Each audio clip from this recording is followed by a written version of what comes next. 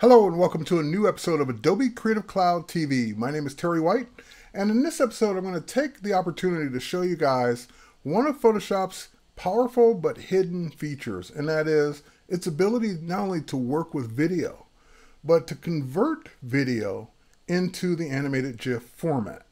Now, the reason I thought about this recently is because I wanted to simulate something from my phone on my website. And rather than post the video on my website, I just figured it'd be easier for this few seconds just to make it an animated GIF. That way, there's no compatibility issues whatsoever. All browsers support that format. And I wouldn't have to worry about the person clicking on it to see it because it just loads like an image. It will just play. All right, so let me show you where I came from, what I ended up with, and then we'll do the part in the middle. So where I came from, here, let's go ahead and drag my phone over so you guys can see it. So here's my iPhone 6S Plus. And there's a picture of my dog, Lisa, right there on the iPhone. And this was taken with the iPhone's new ability to do live photos. And basically, all a live photo really is it's the 12 megapixel still. But on both sides of it, Apple plays a few seconds of video before and after the still. So you can kind of capture that moment before the person poses, or you can capture that moment of the child doing something before you got the great shot. And so live photos is nice. It's a feature you turn on and turn off as needed. So you can just take regular pictures and never use this feature. But if you use it, it's kind of cool. So let me show you how you activate it. I've got the image here on my phone. All I have to do is just hold my finger down on the image. And when I hold my finger down, you would see and hear those few seconds of video before and after the still. So there it is. If I let go, it stops. And if I were to hold it down again, we'd see it again. It would just repeat.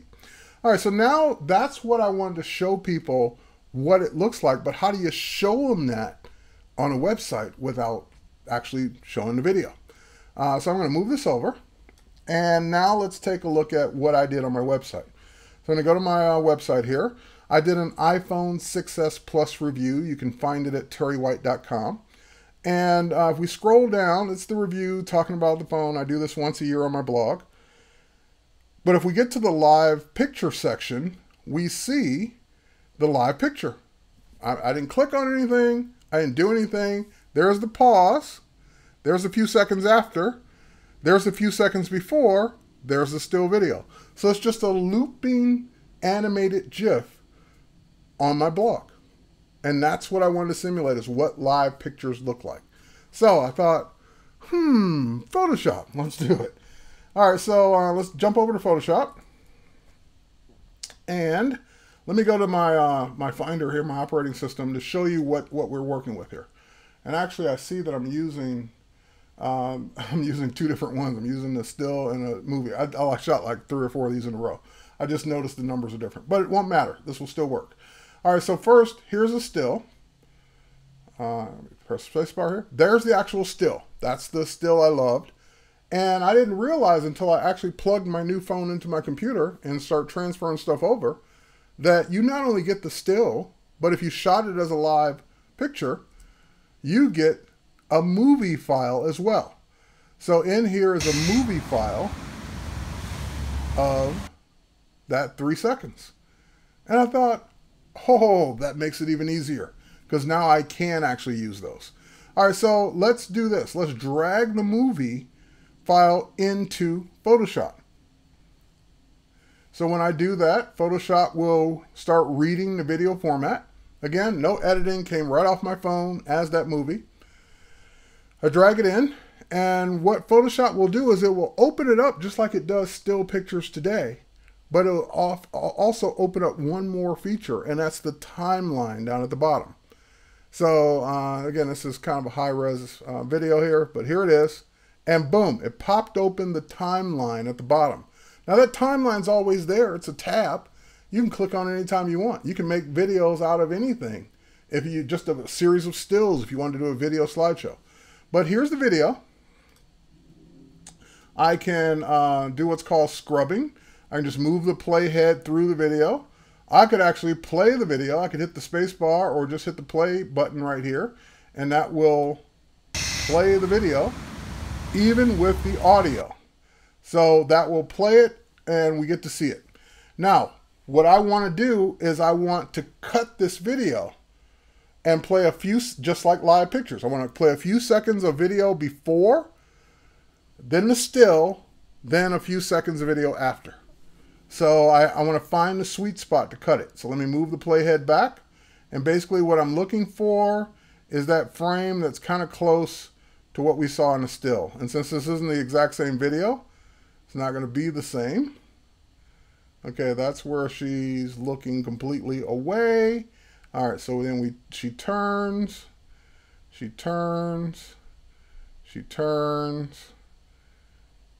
and again, right about there maybe.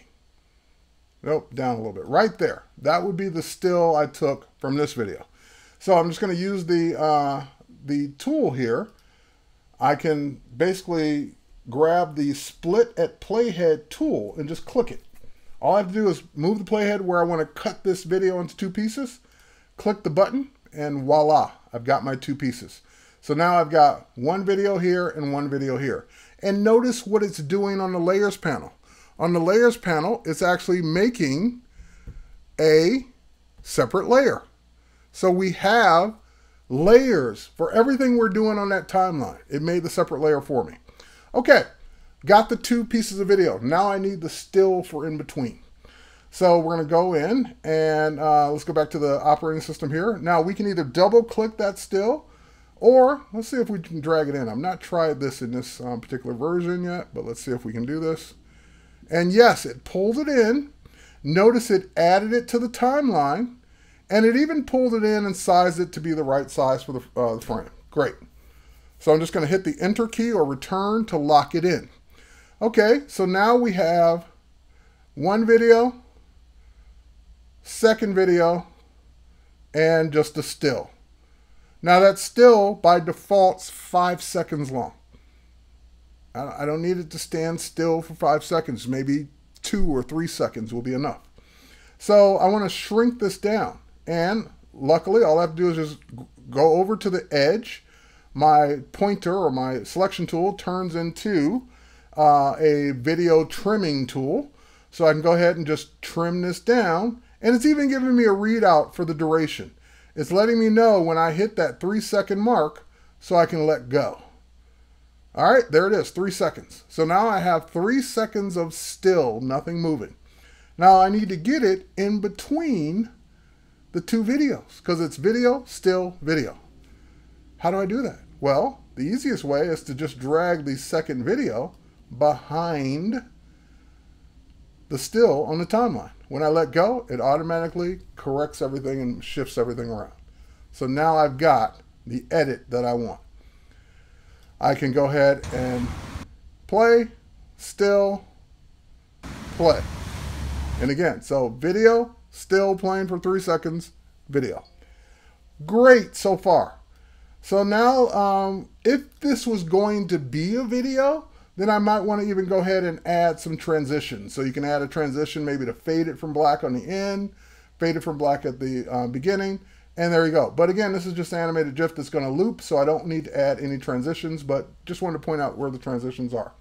Now there's one more thing that I didn't do on my website that I typically do on my stills. I normally add my watermark, my logo. Well, I remember that in my libraries panel, if I go to my library, I've actually got, oh, that's the wrong my library, hang on. I've got another my library here somewhere, I believe.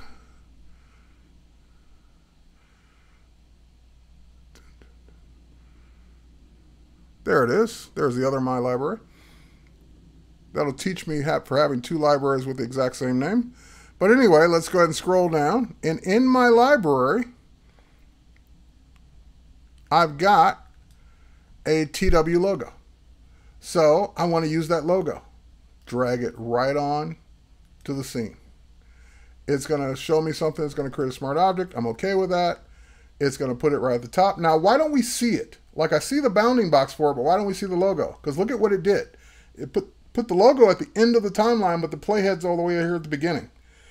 So the playhead only shows you, or you only see in the frame where the playhead is. The logo's at the end, the playhead's not. So I know the logo's there. I'm going to go ahead and just use my imagination, size it down, and then hit enter to commit to it. Now it looks like it disappeared, and it didn't disappear. It's just further down in time. There it is. So now we have video, still, video, logo. Not quite what I had in mind. I actually want logo the entire time, video, still, video. But we can take care of that in the layers panel, because in the layers panel, it added that TW logo as a layer. So if I drag that up,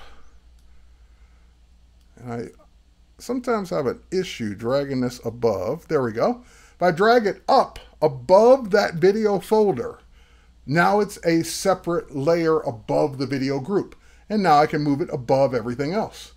I can go ahead and put it at the beginning. I can stretch it out to make it take up the full length of the video. And now we have that logo no matter what's on the screen. Now you might say, well, wait a minute, that logo's transparent. How'd that work? When I originally created that logo as a Photoshop file with no background, I saved it to the library with no background, or a PNG or PNG file, because PNG files can be transparent. If you do a JPEG, JPEGs always have to have a background. So even if it was transparent in Photoshop, a JPEG is going to end up with a white background. That's just the default. But PNGs or transparent Photoshop files work great in the library. Okay, so now I've got this all set the way I want. How do we get this out of Photoshop? And how do we get it as an animated GIF? Well, first of all, let's say you wanted a video. We'll go up to our file menu, export, render video. So that's how you get a video back out of Photoshop.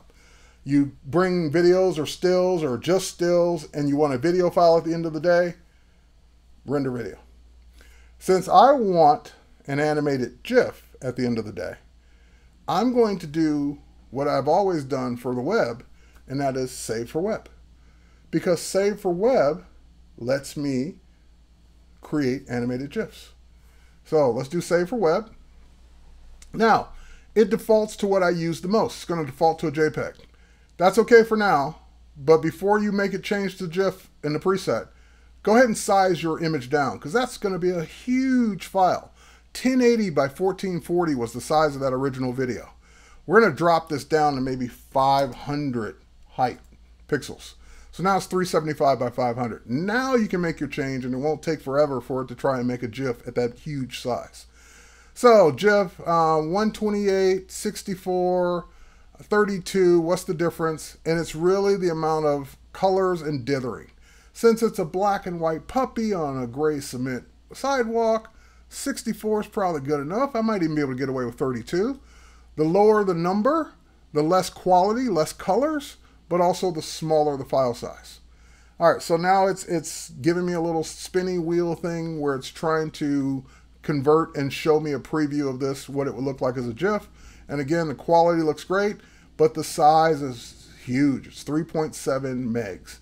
Now you have to start thinking about games you can play to make it take up less space. So let me see what 32 looks like. 32 might be enough. No, 32 is not enough. Even though it dropped it down a full meg, all the dark and shadows are starting to fill in. And no, I can't live with that. So let's go back up to 64. And I want to keep the quality. I want to keep everything else the same. So the only other way to reduce this down to get it smaller for the web is to simply change the size of it. I don't really need it to be 375 by 500. People will get the idea if it's a smaller pixel dimension. So how about 400? That'll take a few seconds to render it and drop it down. So let's let it do that. And there it is. So that dropped it down a full meg just by knocking off 100 pixels on the longest dimension. I could go smaller, but 2.39 megs in today's world is probably okay. So let's see, for example, we still estimate basically even on dial-up, which is funny. But anyway, because then this is a legacy feature. So let's go to, I like to start at, I think most people on their home internet definitely has at least 1 megabit of service. So it would take 25 seconds to load this on what I consider one of the slowest connections around. And your mobile phone under LTE is even faster than that. 4G is faster than that. So 25 seconds is a long time if that were the only thing they're looking at. But keep in mind, that's way down on the page. So while they're reading the post, the rest of that stuff, or the image will be loading while they're reading the rest of the stuff on there. So by the time they scroll down to that picture, it's loaded, it's animating. Now again, if you want to make it smaller, just keep dropping the size down. All right, so now the only other thing to remember, and this is a biggie, even after you change the size each time, you got to remember to go back and change the loop option to forever. Because what that tells it to do is loop the image continuously. All right, so now we'll go ahead and save it. It's going to be pretty quick to save. We'll call it Lisa Annie for Lisa Animate. We'll save it to the desktop. And like I said, it's pretty quick. So now if we go out to the desktop, we'll see, and we close this folder, we'll see our Lisa Annie right there. And let's bring up a browser. I'll bring up Safari this time because Safari likes to play these pretty easily. We'll just drag this right into Safari to see it. And there it is. Freeze, animate, loop, animate, freeze. Or motion, I should say. It's not really animation. All right, so motion, freeze, 3 seconds, motion, loop back to the beginning, motion, freeze. So it's doing exactly what I wanted it to do. And this time we got the logo in there for the entire time. So that's how to take a video or stills, you can do this with frames of stills, and create a animated GIF formatted file that you can now upload to the web, share with others. They don't need anything special to look at this because animated GIF has been working in browsers since the 90s. So we don't have to do anything else but just upload it. So with that, take care. Thanks for watching, and we'll catch you on the next one.